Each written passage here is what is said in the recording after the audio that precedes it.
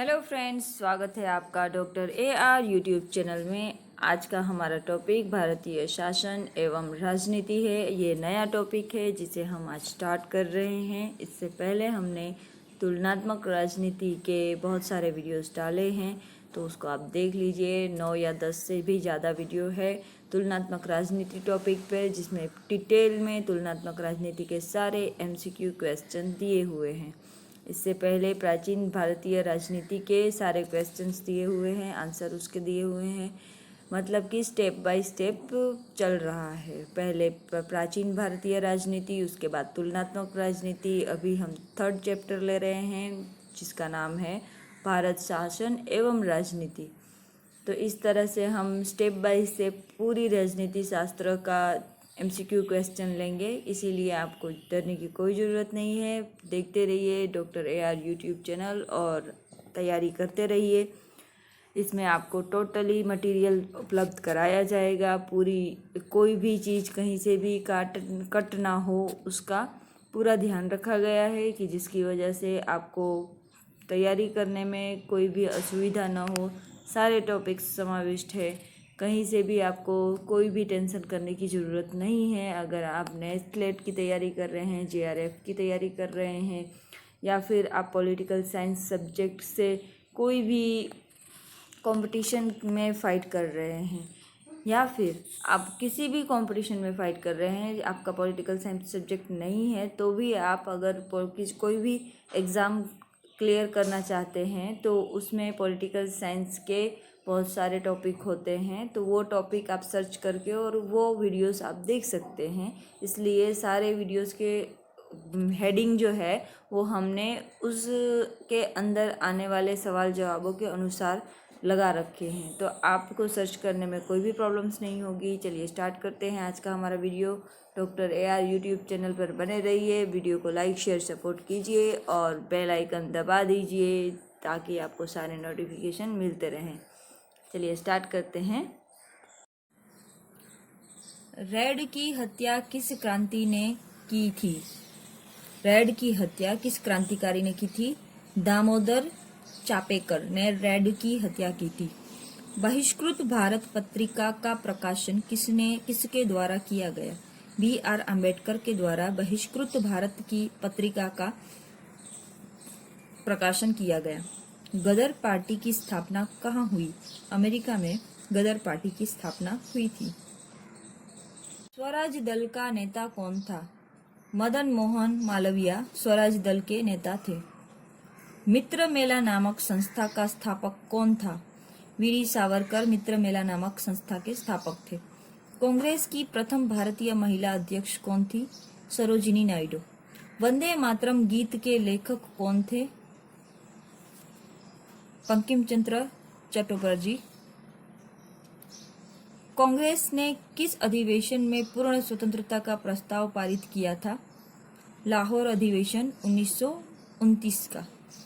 कालक्रम से लिखा, अभी इसको कालक्रम में हमको मिलाना है, तो इसका सही कालक्रम है 4-1-3-2। सबसे पहले आया इल्बर्ट बिल, उसके बाद आया भारतीय राष्ट्रीय कांग्रेस की स्थापना हुई, उसके बाद मुस्लिम लीग की स्थापना हुई और लास्ट में हुआ पार्लियामेंटो सुधार। All India presidents classes federation की स्थापना किसके द्वारा की गई? भीमराव अंबेडकर के द्वारा all India depressed classes federation की स्थापना हुई। कालक्रम में लिखना है, इसका कालक्रम है 2143। सबसे पहले हुआ राजधानी का कलकत्ता से दिल्ली हस्तांतरण हुआ, उसके बाद हुआ हार्डिंग बम कांड हुआ, उसके बाद गांधी जी का भारत में आगमन हुआ और उसके बाद लास्ट में हुआ प्रथम विश्व युद्ध की शुरुआत। गांधी जी ने हरिजन पत्रिका कब शुरू की? 7 नवंबर 1932 को गांधी जी ने हरिजन पत्रिका शुरू की। भगत सिंह को फांसी कब दी गई? 23 मार्च 1931 को दी गई भगत सिंह को फांसी। मेरठ षड्यंत्र केस निम्न में से किस पर चलाया गया था? तो मेरठ षड्यंत्र केस किस पर चलाया गया था? वामपंथियों पर मेरठ षड्यंत्र केस चलाया गया था। ह्यूम स्वतंत्रता के पुजारी थे और उनका हृदय भारत की दुर्दशा पर रोता था। यह किसका कथन है? लाला लाजपत राय का कथन है। ह्यूम जो थे वो स्वतंत्रता के पुजारी थे और उनका हृदय भारत की दुर्दशा पर रोता था। संपूर्ण क्रांति का नारा किसने दिया? जयप्रकाश नारायण ने संपूर्ण क्रांति का नारा दिया था। यंग इंडिया का संबंध किससे है? लाला लाजपत राय से यंग इंडिया का संबंध है। निम्न में से कौन सा प्रावधान 1973 के रेगुलेटिंग एक्ट में शामिल है? उपरोक्त सभी, जिसमें आएगा गवर्नर जनरल की पदावधि 5 वर्ष निश्चित की गई रेगुलेटिंग एक्ट के द्वारा 1773 के रेगुलेटिंग एक्ट में शामिल था यह तीनों कथन, जिसमें फर्स्ट है गवर्नर जनरल की पदवी 5 वर्ष को निश्चित की गई, डायरेक्टरों की अवधि 4 वर्ष तक निश्चित कर दी गई और कलकत्ता में सुप्रीम कोर्ट की स्थापना हुई। यह तीनों घटनाएं कब हुई थी? 1773 के रेगुलेटिंग एक्ट में हुई थी। बंगाल में अलग गवर्नर नियुक्त की व्यवस्था किस एक्ट में की गई? तो बंगाल में अलग गवर्नर नियुक्ति की व्यवस्था किस एक्ट में की गई? 1858 का चार्टर एक्ट में की गई थी। 1773 के रेगुलेटिंग एक्ट के अंतर्गत बंगाल का शासन गवर्नर जनरल तथा सदस्यों की एक परिभाषा के अधीन कर दिया गया। तीन सदस्यों की एक परिषद के अधीन कर दिया गया था। 1773 के रेगुलेटिंग एक्ट के अंतर्गत बंगाल का शासन गवर्नर जनरल तथा 3 सदस्यों की एक परिषद के अधीन कर दिया गया था। मतलब कि एक गवर्नर जनरल रहेगा और उसके हाथ नीचे 3 और सदस्य जो है वो परिषद के अधीन कार्य करेंगे। भारतीय कानून को संहिताबद्ध करने के उद्देश्य से विधि आयोग का गठन किस एक्ट के अधीन किया गया? 1861 के भारतीय परिषद अधिनियम के अधीन किया गया। निम्न में से किस एक्ट के तहत वारेन हेस्टिंग ने शासन किया? 1833 के चार्टर एक्ट के तहत वॉरेन हेस्टिंग ने शासन किया। भारत में किस अधिनियम के तहत सांप्रदायिक चुनाव प्रणाली की शुरुआत मानी जाती है? 1909 को सांप्रदायिक चुनाव की प्रणाली को माना जाता है भारतीय अधिनियम के तहत। भारत में 1909 के अधिनियम के तहत सांप्रदायिक चुनाव प्रणाली की शुरुआत हुई, ऐसा माना जाता है। भारत में परोक्ष निर्वाचन प्रणाली को 1892 के एक्ट द्वारा मान्यता दी गई। भारत में परोक्ष निर्वाचन प्रणाली को 1892 के एक्ट द्वारा मान्यता दी गई। द्वैध शासन निम्न में से किस एक्ट की विशेषता मानी जाती है? 1919 की विशेषता मानी जाती है। द्वैध शासन 1919 के एक्ट की विशेषता मानी जाती है। भारत सचिव के पद का निर्माण कब किया गया था? 1858 में भारत सचिव के पद का निर्माण किया गया था। भारत में ईस्ट इंडिया कंपनी का प्रमुख उद्देश्य क्या था? व्यापार था। भारत में ईस्ट इंडिया कंपनी का प्रमुख उद्देश्य। मेरे ऊपर किया गया लाठी का प्रयोग, प्रत्येक प्रहार ब्रिटिश साम्राज्य के कफन की कील सिद्ध होगी। यह किसका कथन था? लाला लाजपत राय का कथन था। लाला लाजपत राय को लाठी लगने से उनकी मृत्यु हो गई थी और उनका यह कथन था कि मुझ पे लाठी जो चली है वो जो है वो प्रत्येक प्रहार ब्रिटिश साम्राज्य के कफन का कील सिद्ध होगा। निम्न में से कौन नेहरू समिति 1928 के मंत्री थे? जवाहरलाल नेहरू जो थे वो नेहरू समिति जो 1928 में गठित हुई थी उसके मंत्री थे जवाहरलाल नेहरू। 1853 के चार्टर अधिनियम के तहत कंपनी की लीज कितने वर्ष तक बढ़ाई गई? अनिश्चित अवधि तक बढ़ाई गई। 1853 के चार्टर अधिनियम के तहत कंपनी की लीज अनियमित निश्चित समय तक बढ़ाई गई, अनिश्चित अवधि तक बढ़ाई गई। भारत में ईस्ट इंडिया कंपनी का शासन कब से माना जाता है? 1765 से माना जाता है। उपनिवेशीन भारत में गवर्नर जनरल का पद पहली बार किस अधिनियम के अंतर्गत बनाया गया? 1793 के रेगुलेटिंग एक्ट के अंतर्गत, 1773 1773 के रेगुलेशन एक्ट के अंतर्गत। चाय को छोड़कर अन्य सभी वस्तुओं पर कंपनी के अधिकार को किस अधिनियम के अंतर्गत वंचित कर दिया गया? 1813 के चार्टर अधिनियम के तहत। भारत में एक पृथक निर्वाचक मंडल निम्न में से किसकी देन है? 1909 के अधिवेशन की देन है। निम्न में से किस अधिवेशन के बाद प्रांतीय प्रशासन का प्रमुख गवर्नर बना? 1919 के अधिनियम के बाद प्रांतीय प्रशासन का प्रमुख गवर्नर बना। निम्न में से किसमें भारतीय महिलाओं को मताधिकार प्रदान किया गया? 1919 के भारत सरकार अधिनियम के तहत 1919 के भारत सरकार अधिनियम के तहत महिलाओं को मतदान प्रदान किया गया, मतदान करने का हक प्रदान किया गया। भारत से ईस्ट इंडिया कंपनी का शासन कब समाप्त हुआ? 1858 को भारत से ईस्ट इंडिया कंपनी का शासन समाप्त हुआ और उसके बाद रानी विक्टोरिया ने शासन अपने हाथ में ले लिया और फिर उसके बाद का जो समय था वो रानी विक्टोरिया ने अपने हाथ से शासन चलाया, उसको ताज का समय भी कहा जाता है। निम्न में से किसके द्वारा गवर्नर जनरल की परिषद में एक कानूनी सदस्य शामिल किया गया? 1833 के अधिवेशन में गवर्नर जनरल की परिषद में एक कानूनी सदस्य को भी शामिल किया गया। निम्न में से किस अधिवेशन द्वारा पोर्ट विलियम यानी कि बंगाल के गवर्नर जनरल को भारत का गवर्नर जनरल का नया पद प्रदान किया गया? 1833 के अधिवेशन में बंगाल का जो भी गवर्नर होगा वो पूरे भारत का गवर्नर जनरल कहलाएगा। यह नया पद प्रदान किया गया था 1833 के अधिवेशन में। निम्न में से किस अधिवेशन के तहत महामहिम सम्राज्ञी के नाम से भारत पर शासन किया जाने लगा? 1858 के अधिनियम के तहत महामहिम सम्राज्ञी के नाम से भारत पर शासन किया जाने लगा। विक्टोरिया की रानी जो थी उसी के बारे में यह कथन है। निम्न में से किस अधिनियम के तहत भारतीय परिषद का निर्माण किया गया? 1858 के अधिनियम के तहत भारत में भारतीय परिषद का निर्माण किया गया। निम्न में से किस अधिवेशन के तहत विधायी उत्तरदायित्व की नीति की शुरुआत हुई?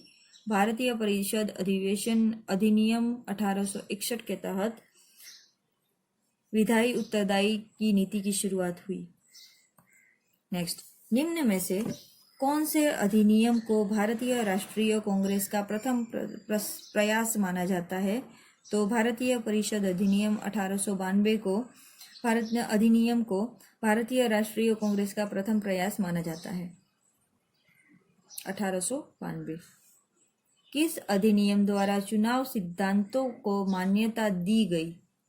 1892 के अधिनियम द्वारा चुनाव सिद्धांत को मान्यता दी गई। किस अधिनियम के तहत यह स्वीकार किया गया कि गैर सरकारी सदस्यों को यह अधिकार है कि वे सरकार की वित्तीय नीति पर बहस कर सकते हैं? भारतीय परिषद अधिनियम 1892। निम्न में से किसके तहत सचिव को निर्देशक मंडल और नियंत्रण मंडल की शक्तियां दी गई? 1898 के अधिनियम के तहत। विधान परिषद के सदस्यों को सरकार की आर्थिक नीतियों की आलोचना का अवसर किस अधिनिवेशन में दिया गया? अधिनियम 1892 में विधान परिषद के सदस्यों को सरकार की आर्थिक नीतियों की आलोचना का अवसर दिया गया। किस अधिनियम के तहत गवर्नर जनरल को अध्यादेश जारी करने का अधिकार पहली बार मिला? तो भारतीय परिषद अधिनियम 1861 के तहत फर्स्ट बार गवर्नर जनरल को अध्यादेश जारी करने का अधिकार मिला। किस अधिनियम में प्रतिनिधि सरकार की नींव रखी गई? 1892 के अधिनियम में प्रतिनिधि सरकार की नींव रखी गई। किस अधिनियम के तहत व्यवस्थापिका सभा के सदस्यों को सर्वप्रथम प्रश्न पूछने तथा सूचनाएं प्राप्त करने का अधिकार मिला था? भारतीय परिषद अधिनियम 1892। किस अधिवेशन के तहत प्रशासनिक प्रणाली की नींव रखी गई? भारतीय परिषद अधिनियम 1861।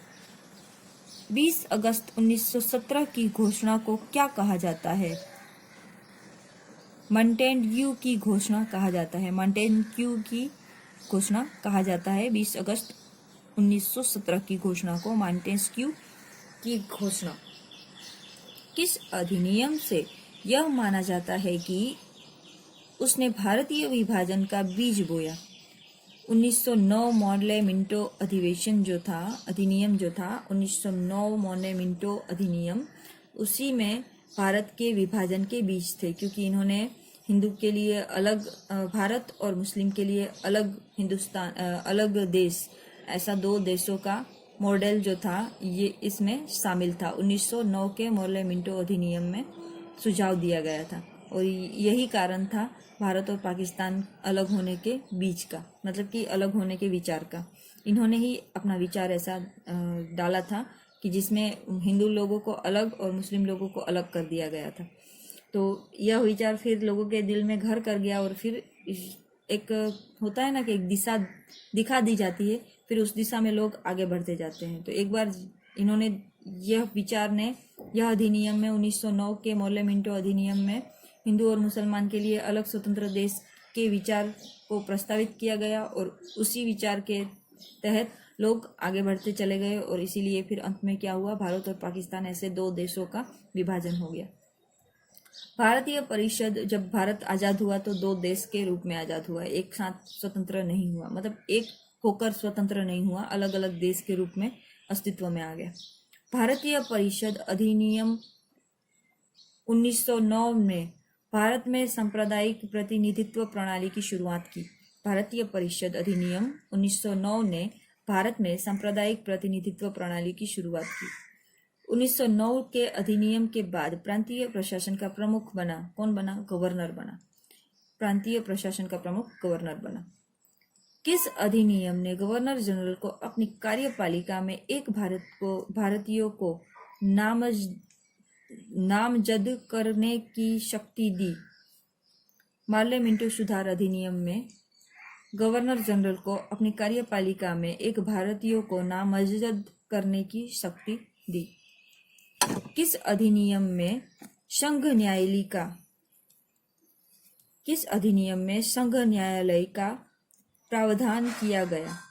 1935 अधिनियम में संघ न्यायालय का प्रावधान किया गया। किस अधिनियम के तहत प्रांतों में द्वैध शासन प्रणाली की समाप्ति की गई? 1935 के अधिनियम के तहत द्वैध शासन प्रणाली की समाप्ति की गई। भारतीय नरेश को किस अधिनियम के तहत भारतीय प्रशासन में पहली बार सम्मिलित किया गया? 1919 के अधिनियम के तहत भारतीय नरेशों को 1919 के अधिनियम के तहत भारत प्रशासन में पहली बार शामिल किया गया। इससे पहले भारतीय प्रशासन में भारत के लोग जो थे वह कोई भी अपना सुझाव मत नहीं दे सकते थे। 1919 के अधिनियम के बाद फिर उनको भी अपने सुझाव मत देने का में शामिल किया गया। 1919 के भारत सरकार अधिनियम के में प्रथम निर्वाचन मंडल किसके लिए था? 1919 के भारत सरकार अधिनियम में प्रथम निर्वाचन मंडल किसके लिए था? अंग्ला भारतीयों के लिए प्रथम निर्वाचन मंडल था। किस अधिनियम द्वारा केंद्र में द्वैध शासन प्रणाली की शुरुआत हुई? 1935 के अधिनियम में द्वैध शासन प्रणाली की शुरुआत हुई। किसके तहत पूरक प्रश्न पूछने का अधिकार मिला? 1909 के अधिनियम के तहत पूरक प्रश्न पूछने का अधिकार मिला।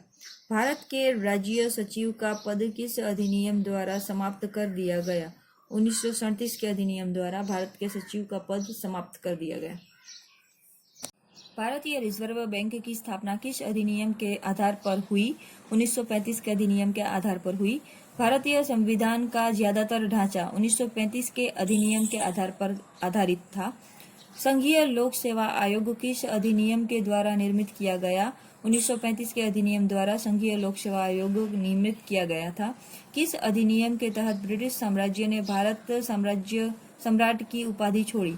तो भारतीय संवैधानिक अधिनियम 1947 के तहत भारत के सम्राट की उपाधि छोड़ी गई। ब्रिटिश साम्राज्य ने छोड़ा अपनी उपाधि। 1935 का भारत सरकार अधिनियम किसके प्रारूप पर आधारित था? 1933 के प्रकाशित श्वेत पत्र पर आधारित था 1935 का भारत सरकार अधिनियम। केंद्रीय विधान में 1935 के अधिनियम के अंतर्गत राज्य परिषद में कुल कितने सदस्य थे? तो कुल सदस्य थे 260। भारत के उच्चायुक्त का पद किस अधिनियम के द्वारा निर्मित हुआ? तो 1919 के अधिनियम द्वारा निर्मित हुआ भारत के उच्चायुक्त का पद। नेक्स्ट, भारतीय स्वतंत्रता अधिनियम निम्न में से किस पर आधारित था? माउंटबेटन योजना पर आधारित था। भारत की स्वतंत्रता के समय इंग्लैंड के प्रधानमंत्री कौन थे? एटली थे। किस अधिनियम द्वारा ब्रिटिश शासन का अंत हुआ था? भारतीय स्वतंत्रता अधिनियम 1947 के द्वारा। याद रखना कि पृथक निर्वाचन क्षेत्र बनाकर हम ऐसे घातक विष के बीज बो रहे हैं जिसकी फल कड़वी होगी। निम्न में से किसका कथन है? लॉर्ड मार्ले का यह कथन है कि याद रखना, पृथक निर्वाचन क्षेत्र बनाकर हम ऐसे घातक विष के बीज बो रहे हैं जिसके फल कड़वी होगी। निम्न में से कौन कौन कैबिनेट मिशन के सदस्य थे? तो कैबिनेट मिशन के सदस्य थे पैथिक, लॉरेंस, सलाइकिप्स और एबी अलेक्जेंडर। यह तीनों कैबिनेट मिशन के सदस्य थे। भारतीय स्वतंत्रता का मैग्ना कार्टा निम्न में से किसे कहा जाता है? 1858 के अधिनियम को भारतीय स्वतंत्रता का मैग्ना कार्टा कहा जाता है। भारतीय स्वतंत्रता अधिनियम ब्रिटिश संसद द्वारा कब पास किया गया? जून 1947 को पास किया गया। भारत स्वतंत्रता अधिनियम जब पारित हुआ उस समय भारत के गवर्नर जनरल कौन थे? लॉर्ड माउंटबेटन थे। संविधान सभा की प्रथम बैठक की अध्यक्षता किसके द्वारा की गई थी? सच्चिदानंद सिन्हा के द्वारा की गई थी। अपने निर्माण के पूरे कार्यकाल 2 साल 11 महीने 18 दिन एवं 2 घंटे में संविधान सभा के कितने अधिवेशन हुए थे? 11 कुल अधिवेशन हुए थे। अपना संविधान निर्माण जो था वो 11 महीने 18 दिन और 2 घंटे संविधान निर्माण में लगा था। और इस संविधान सभा के कितने अधिवेशन हुए थे? तो 11 अधिवेशन बैठे थे। इन 11 महीने 2 साल 11 महीने 18 दिन के अंदर 11 सभा अधिवेशन निर्मित किया गया था। स्वतंत्रता के पश्चात संविधान सभा की प्रथम बैठक किस दिन संपन्न हुई? 31 अक्टूबर 1947 को। भारतीय संविधान सभा के संवैधानिक सलाहकार थे DBN राव।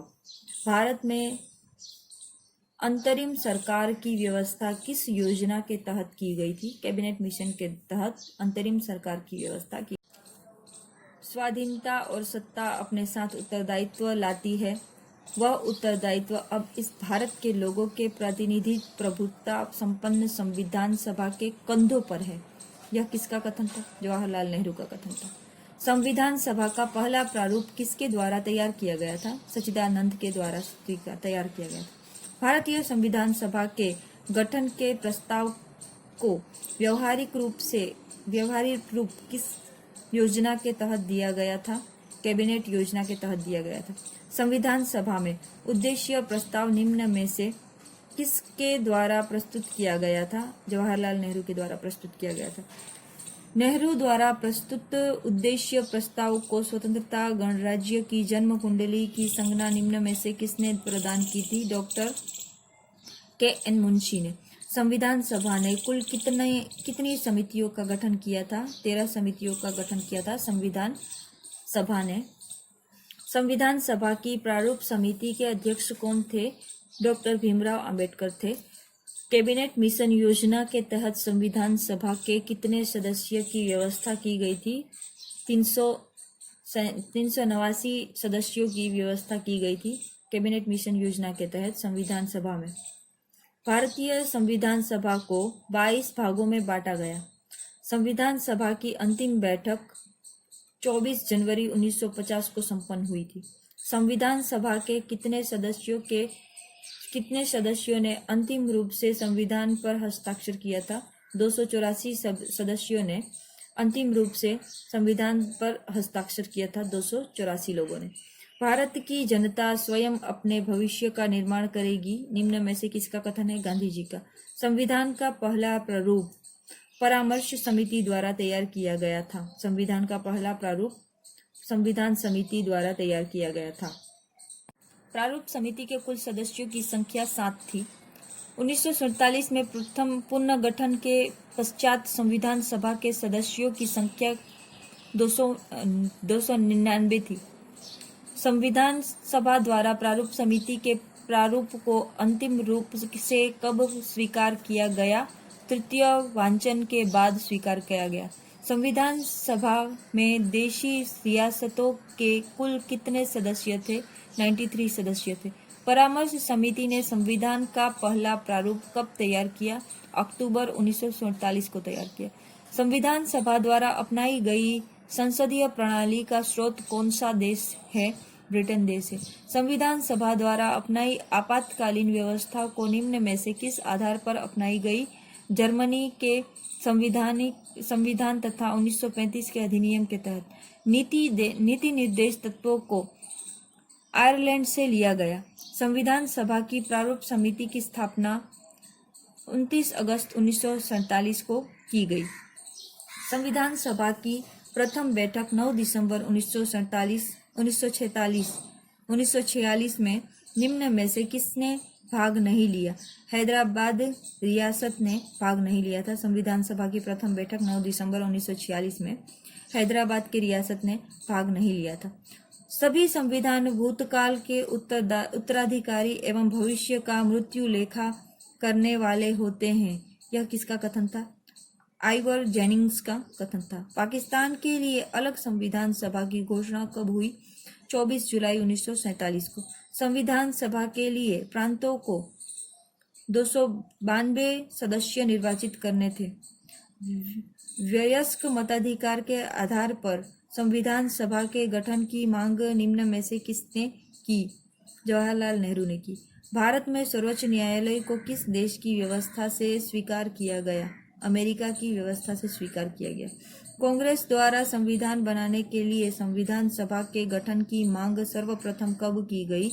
1934 को की गई। संविधान सभा के अध्यक्ष कौन थे? डॉक्टर राजेंद्र प्रसाद थे। भारतीय संविधान का जनक किसे कहा जाता है? डॉक्टर भीमराव अंबेडकर को भारतीय संविधान का जनक कहा जाता है। चलिए मित्र बंधुओं, तो अभी तक के लिए इतना ही। आगे मिलेंगे नेक्स्ट वीडियो में, तब तक के लिए दीजिए इजाज़त। वीडियो को लाइक शेयर सपोर्ट जरूर कीजिए। Thank you very much. हमारा प्रयत्न आपको कैसा लगता है ज़रूर से बताइए, कमेंट कीजिए। अगर कुछ ना समझ में आए तो भी बताइए।